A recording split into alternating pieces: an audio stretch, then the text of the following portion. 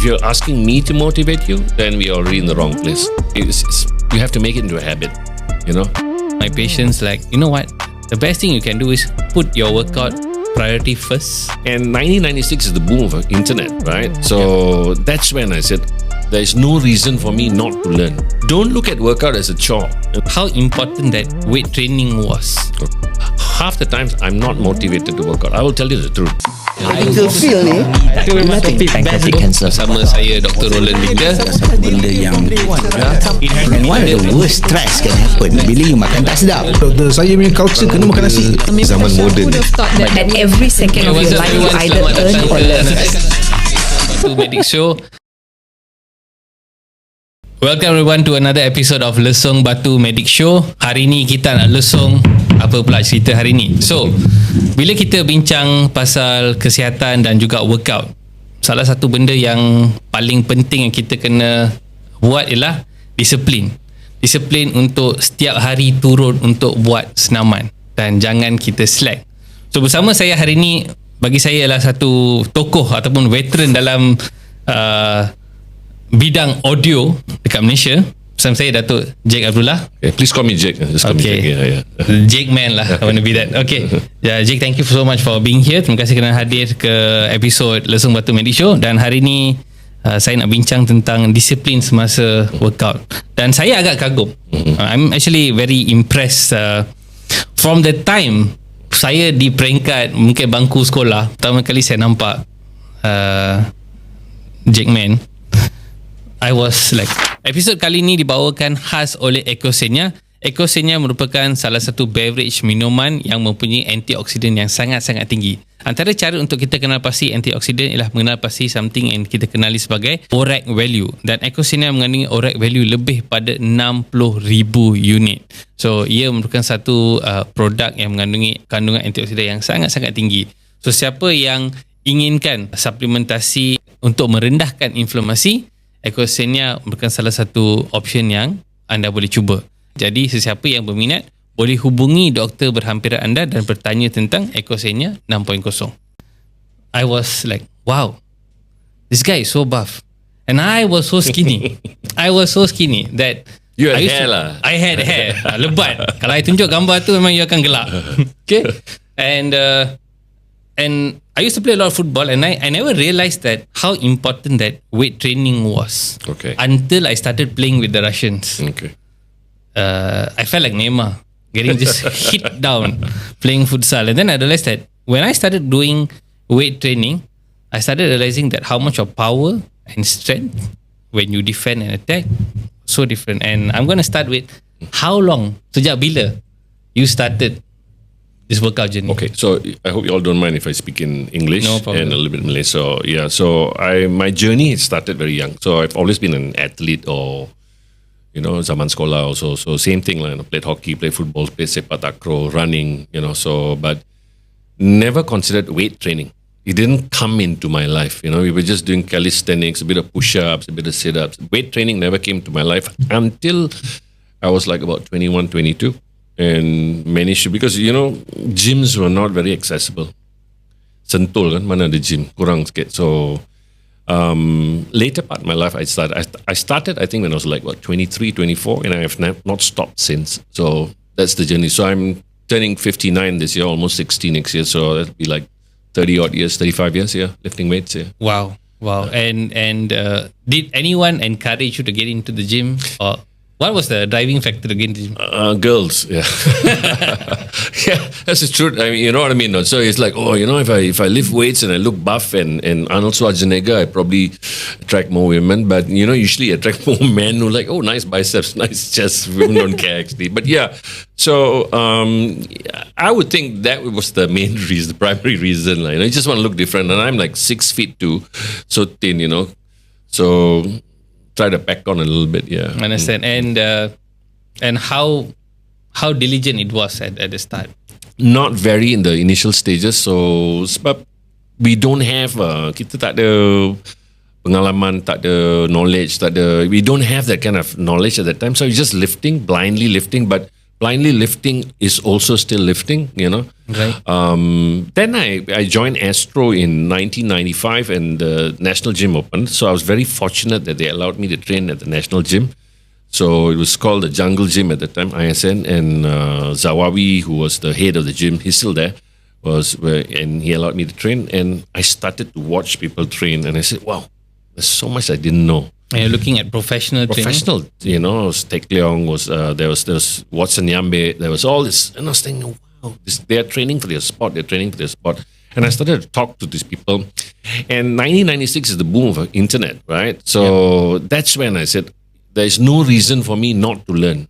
So I started to learn, I started to delve, I started to read articles, and I'm very well versed to a certain point on lifting weights, So, and that's how, in fact, I got certified and on diet, nutrition, and also training. Yeah. Was that certification? I mean, you mentioned that you are a certified coach, trainer, as well as you have a certification in nutrition. Was that done like back in the 90s or no? recently? It was done 2010 to between 2010 and 2017, and then I took another. You can do most of the stuff online and learn. And it changes, So I'm sure you're a doctor and the thought process also changes, the science changes, myths like carbs are bad, carbs are good, and stuff like that. Full diet, you can't have breakfast, you can't have breakfast, stuff like that changes across. For me, the science was very important. So these days, the availability of podcasts, I listen to people like you, Impact Theory, and Tom Bilyeu, and Joe Rogan, and stuff like that, and you start to pick up information. So to me, while there's so much information, but I use myself as a guinea pig. So yeah. Yeah. So when you mentioned about nutrition and the workouts, at this going into the 6 series zone, many people will say like, look, I think I'm done. We're working out. Tak payah workout lagi lah, cukup lah already and everything. That doesn't stop you, right? I mean, you keep producing content after content of your workouts, and how do you keep that momentum? What pushes you? Very good question, actually. So, couple of things. I'll break it down to a couple of things. One is use it or lose it. I mean, you're an expert in hormones and stuff. So, and I stick to the basics. I don't. These days there are so many new equipment in gym, and people go for the fancy stuff. Ones. But the truth of it is, if you see me, I'm working out in my house. I've got gym membership to so many gyms, but I hardly use it because of time. So just by compound activities, squats, deadlifts, bench press, a row here, a press there, I'm done. It takes me about 35, 45 minutes, done. So I don't make it very complicated. Why do I do it? Is because, hang on, it's not about looking good alone. Medically, most people will break their hip in their later part, their age and stuff like that. Exactly, so you're right. It's called this thing called sarcopenia. Yeah, sarcopenia. So loss of muscle and stuff, and then your muscle bone density also decreases and stuff like. So I know about all this. So I says I don't want to go out like that. So I want to be as active as possible till the later. I have friends who are 75, 80 still in the gym, looking great. And over the last 7 to 8 years, they've discovered that muscle is truly anti-aging. True. So, and that's it. And, people ask me, why do you work out all the time? Where do you find the time to work out? My workouts are 30 minutes, 35 minutes, 40 minutes maximum. Why I don't go to another gym is not parking, not jalan. It takes time. For me, I get up, subuh prayers, done, finish, I'm working out, finish, and it's over. It's over. So it's done. If I've got another period in the afternoon, I'll work out in the afternoon or in the evening. So it's a habit rather than I have to work out. Like people ask me, hey, you don't brush your teeth? Yeah, you do, right? It's just habitual, right? Same thing with me. Yeah. Understand. And this practice, like going back to this like right after the subuh press or sometimes during Ramadan, you I actually do it Ramadan. before the sahur. I think that's an excellent way to Yes. work out. And was this practice you have already inculcated like as a routine maybe like 10, 20 years ago, or this has, as you learned and you journeyed through, you found this was the sweet spot? It's very good question, actually. So it's trial and error. So before I used to work out before Booker, because your glycogen is all depleted and stuff like that. You go at your own pace and all. Then I said, but the whole purpose of Ramadan for me is testing yourself. You know what I mean? So I says, why don't I take it to that point? So I did my cardio now before I'm breaking fast because I know my glycogen is depleted. If I go at a zone 2, I would tap into a little bit of my fats. So I hit it. I hit my weight training early before I start breakfast. I can have a great meal and I'm done. So is it tough for me? It is supposed to be tough, and that is the whole purpose of primary focus training and also the fasting. We shouldn't be thinking, And a lot of people were upset with me because I don't eat like regular people. Even during Ramadan, I won't go for the big hotel bazaars and all that. I just think, but that's the discipline that I think is the most important. Doc, the lifting weights is the easy thing. It's really the easiest thing you can do. It's 30 minutes of your day, 45 minutes a day. But what you eat is the hardest part, and you should know that. So that's the toughest thing that I think I have to go through because I've got a sweet tooth. I love to eat and stuff like that, but I'm just very focused on that. Yeah. So and one thing just to add on thing.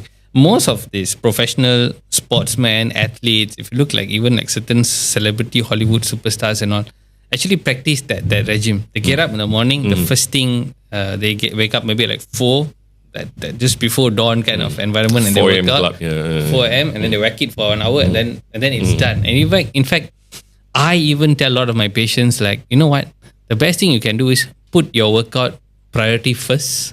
Your test levels are the highest in the morning. Not a lot of things. Even your cortisol is up at that point. So you really get a good pump. You can choose to have a breakfast if you want to gain, you want to size up. If you don't want, you allow yourself to burn through if you want to go into an IF, and then maybe by noon you have a proper. Do you practice IF? I do practice IF because most of the time when I get into the clinic, it's about 10. By the time I probably have a meal, most likely it will be 2 or 3 sometimes. So it depends on the days. The days like before this session, I actually went and work out in the morning. So I also practice the morning workout. Great. So it's like I check my kids out to school, and I'm straight away into the gym. Fantastic. I'm until about 9, and then I walk to work. So once I take the train and walk to work. So I try to if I walk to work, maximize your cardio and maximize, because I rather move than getting stuck in the gym. so that is something I tell people, because some of us give this excuse towards evening. You're bogged down with work, and sometimes you end up having these unnecessary meetings. Totally. And then by the time it's like 4, maybe I skip my workout. Yeah, exactly. So that happens most of the time to most of the people. Right. So I said, like, what if you just pivot a bit? Have that half an hour, 45 minutes workout. Whether if you choose to do it, like you have almost a decent set at home. And for those who can't do that, you can even do your body weights, cables. It's already enough. So, there's too many excuses I hear. So I always tell people, tak ada masa lah, tak ada mood lah, like you don't know me lah. So to me, it's like, okay, I don't know you, but you know what I mean. What is you? That's just an excuse. Yeah. But I think that is also an indoctrination of habits, because you see, if you come from a background that like workout, or waiting to leave the house at 5 o'clock to play football, badminton, or takraw, then it is already habitual. For some, it's not a habit. And this is already like a 20 years habit, 30 years habit. So I'll agree to disagree on this. I'll tell you why. Because you know why? If you look at it as fun, right? I used to stay in Sentul with the real Padang, the Ipoh Road Padang at 4 o'clock, and you rush out, play football, sebelum bang, Maghrib, you run back and all. It was fun. Yeah. But it's not fun anymore to me. It's a habit. Regardless whether it's fun or not, I'm at the gym. It's a necessity rather than a fun activity for me. Yes, it's my zen. I enjoy. Sometimes you don't want to, and half the time at this age you really don't want to. But I have to do it because you know what? Whatever investment I do now, inshallah, will help me in the future. I can walk better. I can play with my grandchildren. I can carry my groceries. I don't want to see people. I saw the other day somebody was like 50, 54, 55 already with a cane, and I'm like, I don't want to do this. You don't want to, So to me, it's what quality of life do I want to invest in now? It's going to reward me later. Yeah. I think that's one thing that I define as you see, they always talk about like financial. You want to forecast the future, planning and everything. I think health has also a component. It's going to be so expensive for you later in life. The medical bills. You want to know something? Yeah. You know what is health inflation? It's at 18% yearly. And what is it? GDP is like 3-4%, 5%. You know what I mean? So exactly. So as you see this issue, I think the least people can do is actually keep themselves fit. It's simple. It's so cost effective. Which begs for the question to be answered also, and I keep, I'm very vocal about this. I believe the government should, instead of opening up more malls and more this and more that, should open up a gym everywhere, a more gym riot, a park should be with calisthenics, and we should invest in this. In fact, more people are falling sick because of very bad sedentary lifestyle and just no knowledge on food. So, that's the whole problem. We don't need another mall. We need another gym. We don't need another. I was at the exchange yesterday with my family, and the amount of people lining up for sweet beverages is absolutely astonishing. It's just like a redefined chendol everywhere. I mean, don't hate me. I love my chendol and stuff like that. But again, like I said, it's become a norm rather than you know what I mean. I remember as I also have a cheat meal occasionally, but it's a cheat meal. It's not a daily thing. So, but I believe that this country is going to even suffer if we don't have knowledge about this. Like people ask me stupid questions. I hate to say this, like, boleh makan nasi tak? Boleh, you know what I mean? Boleh makan carbs tak? Kalau makan nasi gemuk, and I feel sad because it's a lack of information in a point where there is so much accessible information. There's so much information and also misinformation. So, your podcast serves to me is like, what? It's good. It's a great way for people to get bite-sized information and from authority on subjects, because most of the times some people talk nonsense, so I struggle with that. Yeah. I understand. Okay. The question I want to shoot to you is, so what does the Jakeman eat? Oh, okay. Because it's a big, it's the big part of wellness and lifestyle. So I actually eat quite clean. I'll tell you why. Because of several things. Number one, I'm actually such an introvert. I hate going out. I hate going to restaurants. I hate this. I just think this is a waste of time. And it's just me, yeah.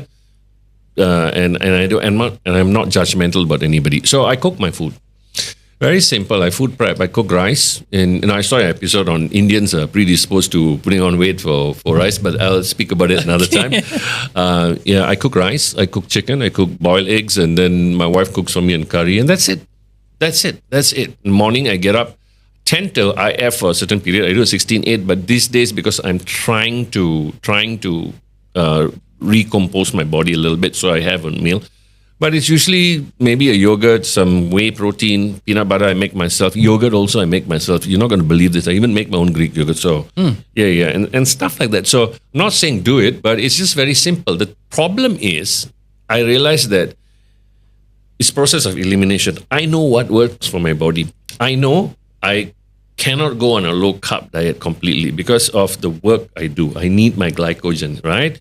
I know I'm not great with ketones. Okay. Do you know what I mean? Okay. I can do it. Okay. I can do it. I've done it on 4 months, recompose and all that. But then you go back to point one when you kicked out of ketosis. Yeah. So carnivorous diet and paleo worked for me, but it's not good when you go out. Takkan pergi orang panggil pergi kahwin ke apa. Bagi ayam je lah. It doesn't work like that, right? So for me, what is a balance that? So I'm sensible, very sensible. So my meals will consist of possibly in the morning, maybe in scrambled eggs, 4 scrambled eggs. I don't use seed oil. I know there is some yes and no on it. Some people say it causes inflammation and all that. So I use, beef fat or butter.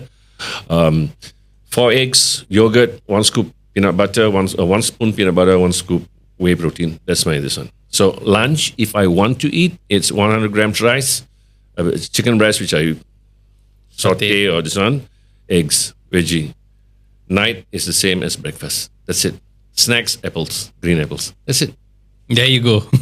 So it's an average of 2002 to about 2,500 calories. My cheat meal can be about 4,000 calories. Cheat day. And how much would you get your proteins in? Do you calculate protein? Yeah. So I'm on about 1.2 grams per pound. Per pound. Per pound. So I'm roughly averaging about 250 grams.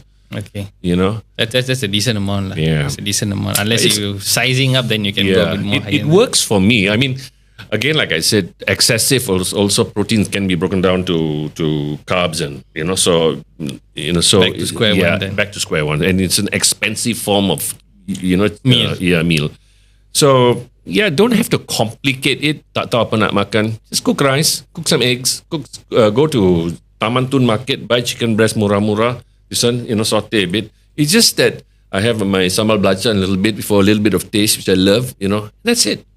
I don't stress out. I'm not a foodie. If I feel like eating something, I'll cook it. Or once in a while you cheat meal. Other than that, it's just very simple. No, you mentioned very two important points here: cooking and the knowledge of doing that. Because the first thing is cooking, and I realized that one of the biggest things that in fact changed my life, in fact, was we sent abroad. And you don't even know how to cut anything, and then you learn everything you learn for everything. scratch. Yeah, I've been alone since I was 14. So So understanding to cook as a young adult is a very key element. And sadly, locally, when students actually study in local varsities, where they're in their campus hostels, they're not provided with the kitchen. yeah. That's one thing I felt like when I was like when we do consults with younger adults these days, we realize that hey, and they don't know how to cook. Even They my don't cook. son, he's just learning how to, but they don't know. And and then it's the basic. No, we just survive on Maggie and everything. That's like how come they don't even have a common kitchen or refrigerator or something? and you can grab food, you can food panda food, and that makes it even more easier. So my point is, like I said, and you're absolutely right. So I know what works for me because it's trial and error. Yeah, that You was know? the second point because Yeah. you see, once you know how to eliminate, Yeah. then you know. Like for me, I realized that certain races, certain people have certain genetic typing. You cannot deny that. I do, but again, like I said, Not with the rice one. No, not the rice. And I'll tell you why. Please do. I'll tell you why, because I thought this, I read the research also. It's one research, but if you look at, generally people in the 70s or 60s, no matter how they were much slimmer, right? So I think it's a sedentary lifestyle that causes this. I eat rice every day. Every day. In fact, it's my staple food. I'm like this, if you can see, I'm very lean. I'm walking around with 12 to 14% body fat at this point, so, and without the rice is very hard for me. So if you say that, rice causes me the problem with, I think excessive rice causes Definitely. me. I think it's always the If you amount. notice, the Indian vegetarians tend to look a bit different because it's just veg. So their body dynamics, their body uses carbohydrates, in a different way. The insulin resistance, all different. Kumar Nason, who's a overall champion bodybuilder, good friend of mine. Mike, my brother Mike, actually it's my cousin brother Mike Mahen, who's Datuk Mike, who's the 6-time world champion. All they do is eat rice. Mike, in fact, eats quite a bit of rice. Kumar eats like half a kilo of rice a day. And this is uncooked, right? Half a kilo. But it's 7% body fat. So again, like I said, they blame rice gets a bad rap, but it's all that goreng pisang in between, the crepe in between, the snacks in between. 1 tablespoon of peanut butter is 120 grams of 120 calories. And one curry puff is 120 calories. Yes. So poor thing, the rice. I love rice. If you eat just rice and egg, you'll never get fat. So I don't know why people say that. So I think it's the sedentary and the amount of calories. It's like calorie in, calorie out. That's the Energy basic balance, principle. yes, It's yes. energy balance. Energy is eternal. So you need to know how to manipulate the energy. So once you learn the art of it, then you start realizing, okay, how do I juggle it? Because see, when you have a higher percentage of muscle, which the average Joe out there Yes. doesn't have, yes. so the burn rate is going to be low. So they're Definitely. already going to be in a very low metabolic demand in the body. So if your ability to burn maybe like 1,600 to 2,000 yeah, so the calories a day BMR is like completely different. that, It's that. completely But different. if you're looking at someone who's maybe working in the bank, they're in at 9 Sitting and then down, back at yeah. 9 and then they're on the computer Yeah. and then they just like this kid, one of the friends like, grab for me one nasi goreng. Yeah. That's where the Yeah, problem. so you're very good point because a question I get asked is, so tak boleh makan nasi ke sebelum tidur? I said, no, of course you can. In fact, for people like me, I actually like to have a little carbs before my last meal because it helps me sleep. Do you know what I mean? I It know. actually helps me sleep. So you're right. It's the energy balance, and people forget. So it's not rice that is poor rice is victimized. I think it's all the other things. Get up and move. Yeah. So how do you do your workouts on a daily basis? Rest is important. Rest is important. I play by ear because I do a full body workout. So usually I used to split, a bro split, and then I was doing push pull legs. Then I was doing, now this because I do a full body because assuming I do a full body and tomorrow I'm just lazy, I still train my full body already. You see what I mean? So and full body just takes me away from boredom. So I enjoy it. The second thing is also it's not very complicated. I work out one body part, 3 sets, 4 sets per body part, and I'm done. So, and I'm not going for a contest or anything. But I'm sure you Have you know. been to a contest? Much younger. So much younger. I failed miserably, but I don't intend to. Also, I just want to, and because of I have quite a few injuries. So now I'm training is also to overcome my injuries. So was those injuries due to Football, martial arts, and all that. So I've got 2 torn ACLs. I tore I broke my finger here. As you can see. So a couple of things. So, but now I'm training to actually ensure that I'm more mobile. I stretch more. I'm more agile. The way I train is. You see me always doing squats is because of my bad knees.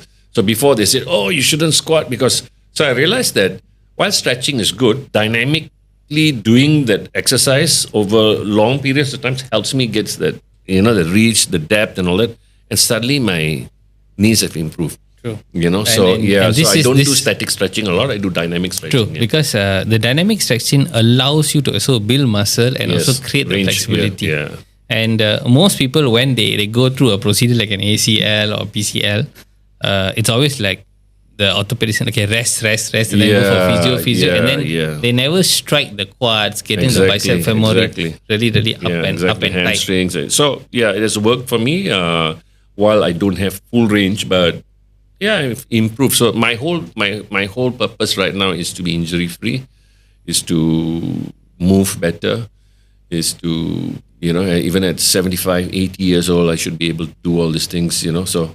And inshallah, with muscle and so I always tell people, stop being a cardio bunny, like just go and lift weights, like. You know what I mean? And even if you want to be a cardio bunny, here's one more thing. I think doing much more of an intensity, like short speeds, right? I mean, they do like a 2 kilometer and try to get it like maybe you're running at the speed of like 9 to 10. You actually strike your muscles because a simple analogy is look at a 100-meter or 200-meter runner, Sprinters, and look at how their muscle slow twitch, fast twitch. correct. muscles. And then if you look at a marathon runner, so who needs to look at that kind of long twitch muscles. two schools of thought here. So people say, you should get your 10,000 steps a day, which is about 7 kilometers, which is fine.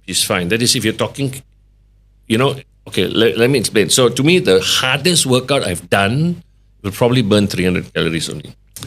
Toughest workout, lifting weights, because it's anaerobic, it's not aerobic, right? So I don't lift weights to lose weight. I lift weights to actually grow sustain and grow muscle. When I do my cardio, there are days where I will do maybe 10 minutes, sprint 30 seconds, walk 1 minute, because you want to get your VO2 up, because VO2 is also the indicator of longevity, right? So I do it that way. But most of the time, just because I'm naturally very active, I will get my steps in anyway. People don't understand NEAT with non-exercise activity, So I don't sit like this all the time. I'm always moving. So it works for me. So cardio, as most people think, doesn't mean running on a treadmill, because most of the times when you're tired after that, then your need across the day drops. You'll sleep. You'll rest. Yeah. So for you me, just tank. you'll tank. So you already burn 500 calories in that exercise, then the rest of the day you're sleeping.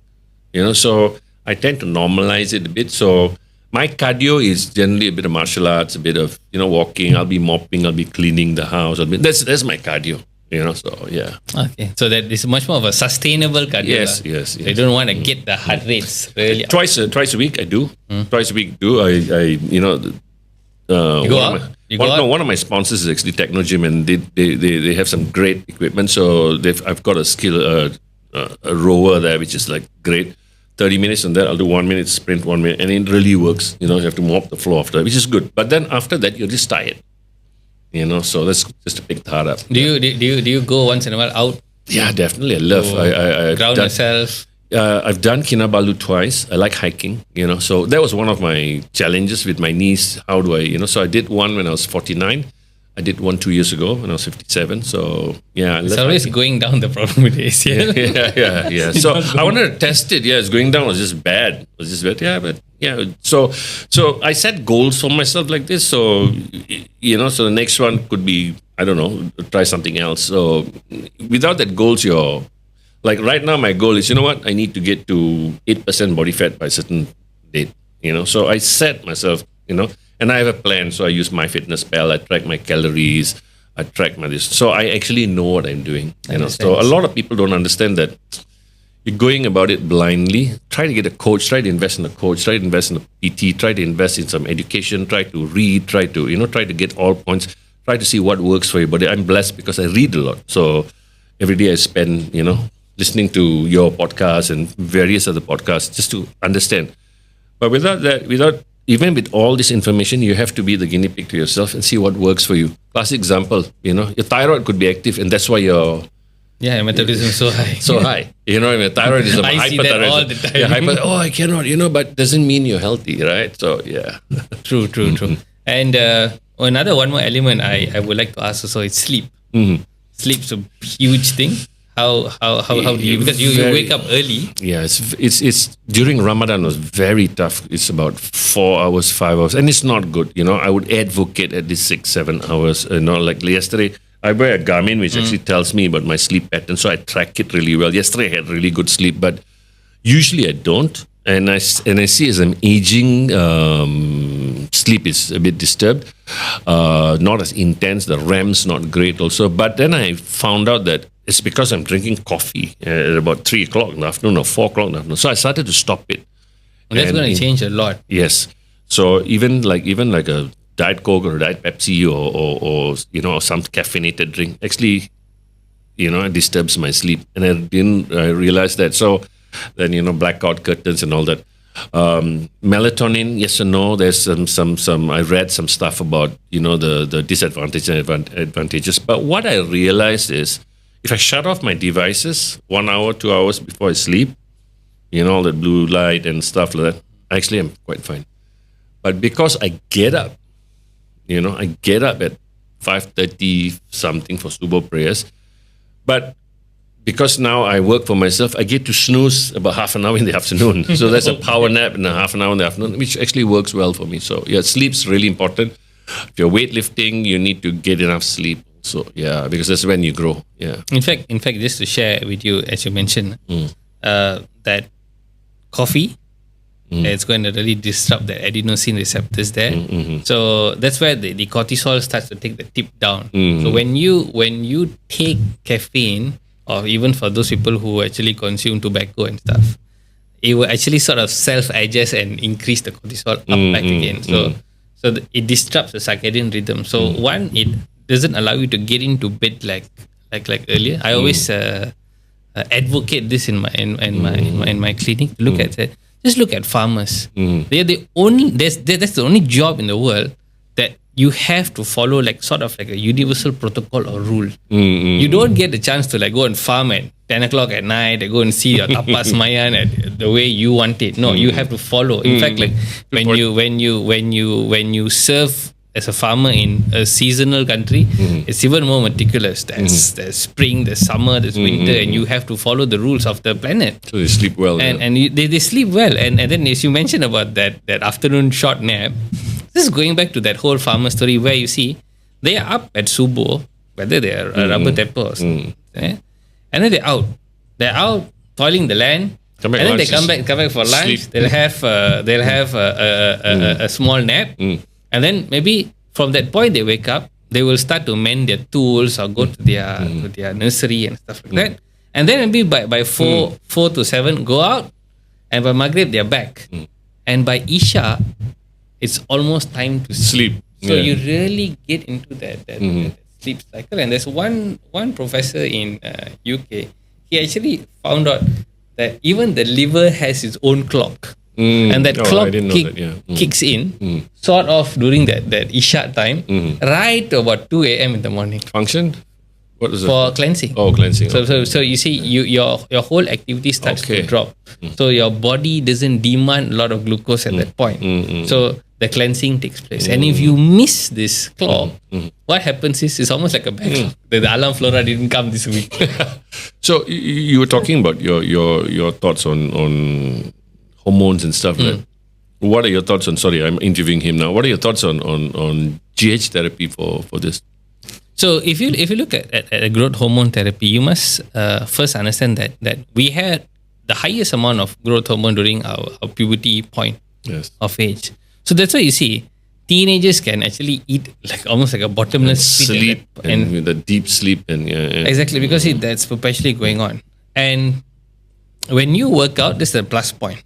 So you're constantly activating that muscle because there's tear and regeneration. So there's going to be that thing. So the body will still push growth hormones. And of course, as we age, so does even our hormones start to deplete.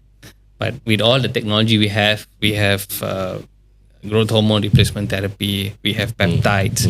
All of these are available in practice. Very expensive though.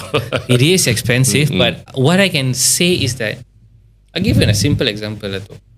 10 years ago, if you were to do a stem cell therapy, whether it's locally or internationally, it's going to cost you about 150 grand to 200 grand. But today, a therapy like that, it's almost half the price. And the more people consume it, whether it's going to be for joint or skin or infusion, stuff like that, it's going to drop as people get access to it. And I think once that happens, it will become more cost effective to consume. But coming to your point on IF and this, and that's the whole purpose of fasting, right? Yes. It's to autophagy and of course improve your GH, and so it's already been written just that people are, exactly, because you see when you have the ability to fast, and in fact like we know offense that almost all religions practice fasting. It's just in terms of a bit of a twist and turn on the methods, because I find the Muslim way of fasting is very structured. If you see how the Christians fast, the Buddhists fast, the Hindus fast, if they go for Thaipusam, they have to sort of go into a fasting phase. The unique way to look at autophagy is, yes, because you're cleansing the body, you are resting your whole GI system. Your body cannibalize whatever. So the body is saying, look, let me scavenge and reuse all the tools that I have, because you see, I don't have to spend a lot of blood in the gastrointestinal system.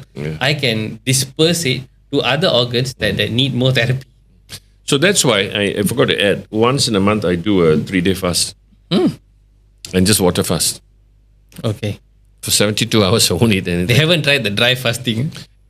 Dry fasting, only Ramadan lah. I'm talking about the 72 hours. No, 72. I don't think I'll be able to survive it. I haven't tried it, but I do a wet fast for 3 days, not eating anything, and after like 12 hours, you don't feel hungry, and you know what I mean. Your how do you feel when you hit the 60 hours to 72 hours? Yeah, a bit high, the sense, but you don't get hungry post 16 hours. Ghrelin's down already. You're fine, and but I do that religiously actually. So once a month, so it works for me. Perhaps that's something that's working for me, making me look a bit younger. That's the way. That's the way.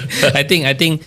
Of course, when you look at that, the collagen gets restructured, and there's one YouTube video which I saw. They mentioned about glycation, and because of carb, you actually start to glycate. Exactly, and also the gut and the whole digestive system rests. So I think that's brilliant. So because you have more provision to other organs. So.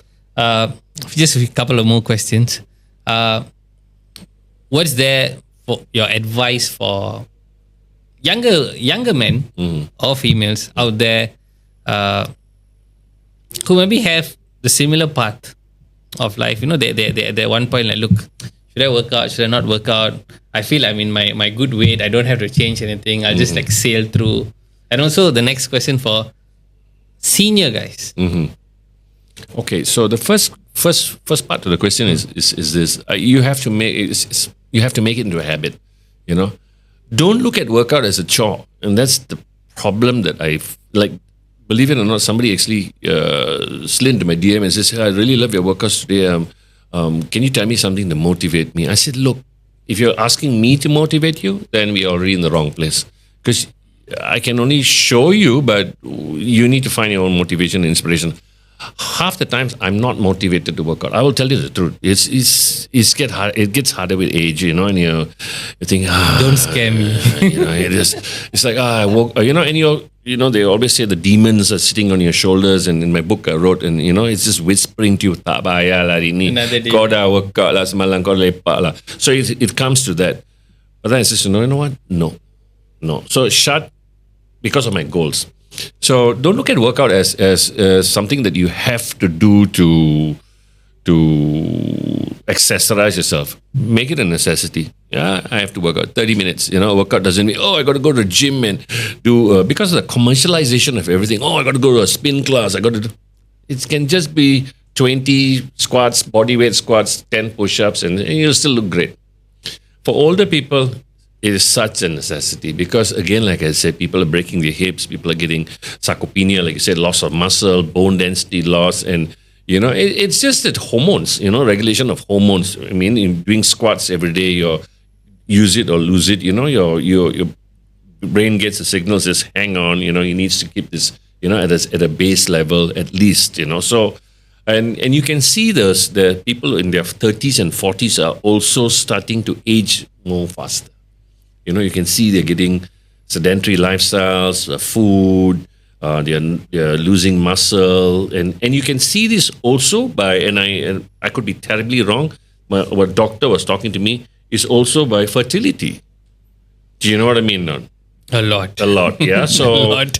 Yeah, so there's a concern here also. So this is, to me, that it's just a domino effect here. So I'm just trying to stay healthy. I'm not trying to go into a competition. I just want to look good in a t-shirt. I want to, you know, and my moods are good, you know. And testosterone, once you start to lose your testosterone level, and it depletes 1% a year, post 35 these days, I think. Yeah. So as it keeps depleting, and then by 8 o'clock, you're watching Bulletin Utama and you're doing this, and you're sleepy, and you know what I mean? I was watching you. We're watching you, yeah. So to me, I'm active. I want to really enjoy my life. It is, you know, and to be able to do the things that people cannot do. So even if you're aging, so one good question somebody asked me, so I'm 55, should I start now? I said, start at any point in your life. It's never too late to start. Never too late to start. Start at any point in your life, you know. So I'm blessed that I can do this every day. To me, wealth is not about buying a new car or buying. Wealth is, you know, I just want to ensure that this small way that I'm doing to inspire people, inshallah, if I can inspire people, is great, you know, but it's just small content I'm putting out. And even like stuff like you're doing, which is really inspiring people, is really important because the availability of so much information is actually confusing. So you will find every single journal to contradict another journal. Exactly, you know, and because of that, people are looking at certain people to actually guide them, sort of like an internet messiah to show them, hey, you know, like I get lots of questions. Can I eat this? Can I do? And you know, although sometimes I detest it because, dude, Google it, but I will answer them. Because they want validation from somebody they think is an authority, like you are an authority in yours. And so I guess it's really important. But information is power. However, you know, you have to see whether it works for you or not. Yeah, I think the test and tell is very important. Yeah. And sometimes, like, even we might get it wrong because sometimes we will prescribe certain therapies for some people and then say it's not working. Mm-hmm. And what I think is very necessary is a bit of I define it as babysitting a bit of hand cradling. if you leave a patient, example, like they're struggling with maybe some hormonal issue, maybe a low thyroid, causing them to just put on weight. Mom comes in 2 years after giving birth, like, doc, I moved from 55 to 70 now. Now I don't know what to do. Then you'll be thinking, no, you're just lazy, just focusing on the kids so much and not doing anything. But then you just run down, do some check and everything. So we advise them to, like, you know what, get some baseline things done. Because sometimes we are not seeing. Very, very, very good point. Because a lot of people don't invest in a proper blood test. You know what I mean? And like me, twice a year, I go and check all my, my alignment, everything. It's like almost getting a car service. Exactly. And I just check, and this, and that's, alhamdulillah, everything is great. Sometimes, and it's amazing what I found out when I started to place it like that. You know what I mean? And every 6 months I can see improvement, or you need to improve this. So a lot of people don't know. And and I speak using me as the base. Malaysians generally, they start to get fit 3 days before they go for their blood test. Oh, yes, of course. The fasting starts 3 days. So you then pull out the HbA1c. Exactly. So you invest in a proper blood test, get your baselines, and then you'll start to plot, how do I get better? And you're very right, because sometimes it could be a hormone issue, it could be a thyroid issue, it could be many things, and you actually don't identify it. I had a friend, and this guy was such a bad mood suddenly, was down, and I said, go and check your test levels. And true enough, he had a test of a 25-year-old female. Estrogen levels are very elevated and all that. And that's a big thing now. Yes. I'm seeing that mismatch a lot. So what do I do? I just go and speak to a doctor. I can give you advice based on what I know. But again, like I said, go to a proper doctor, go in, and now he's TRT, and he's much happier. So, start to get data and work with yourself. The blood test is really important. Exercise, parts of everything. It's just not one way is going to fix everything. It's not, True. And in fact, I also mentioned to people, especially with the weight journey or keeping themselves looking good, right? Don't look at the tests as being criminalizing you, or you have this problem. No, I think we need to look, we're going to guide you out of this.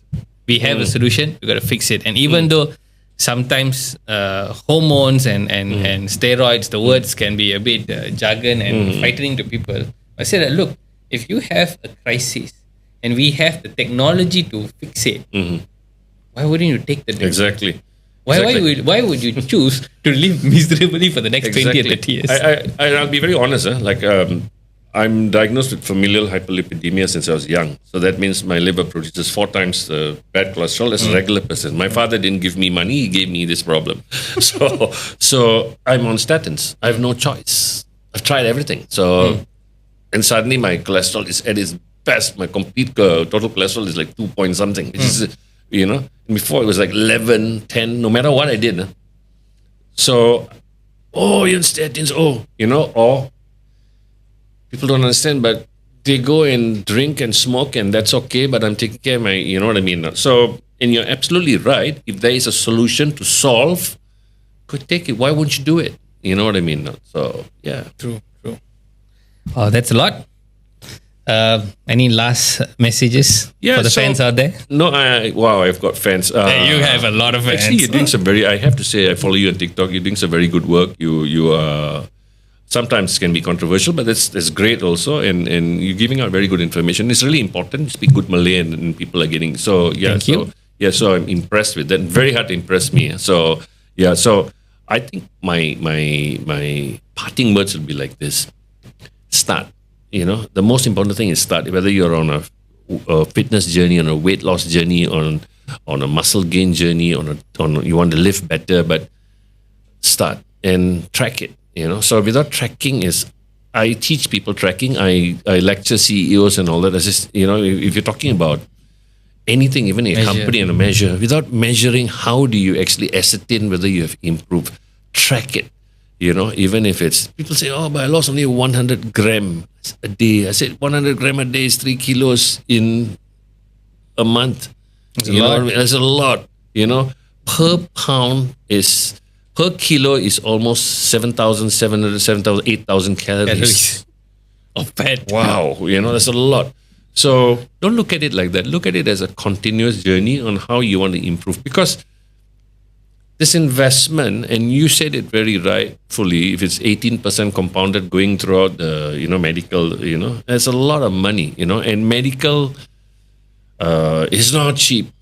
It's really not cheap, So I would rather invest in your body, feel good about yourself, feel good about your clothes, and I always tell people this. Half the time we buy great things, good clothes, this, that, and all that, because we want to compensate on our shortcomings. Like, I like the fact that I can wear anything and still look good. You know what I mean? So take care of your diet, take care of your rest, learn how to cook. That's a very good point that you should tell people. Learn how to cook. Yeah, and don't be so hard on yourself, and don't compare yourself with everybody. Tell this, I want to be. Don't compare yourself. Focus on this one, and talk to people who can make decisions or who can point you in the right way. Yeah. I think to wrap up, it's just show up. Yeah. And don't procrastinate. That's the toughest thing, because people will always say, procrastination is true. But and that's why I put my workouts online, because to me it's not I'm asking for your validation. It's like, hey, I'm doing it. I talk the talk. Yeah, it's 5:30 in the morning. I'm done my prayers. I'm doing it for you. So this is it. And usually this time I'm very alert. So yeah. But thanks for having me. You're most welcome. Thank you so much again, Datuk Jake Abdullah. Thank you. And terima kasih for everyone who's watching the show, Lesung Batu Medic Show. Again, sehingga kita bertemu di episod akan datang, kita lesung kau. Okay, this episode is brought to you by Ecocenea. Ecocenea is a powerful beverage. It contains a lot of fruits and vegetables. One of the most interesting thing about Ecocenea is the concentration of its high ORAC value. So ORAC value is a way that we evaluate antioxidants, and the Ecocenea value is more than 60,000 units. So for those people who are looking for a good beverage which is rich in polyphenols, then Ecocenea is something that you should try. It's available at physicians, so please contact your doctor to find out more about Ecocenea 6.0.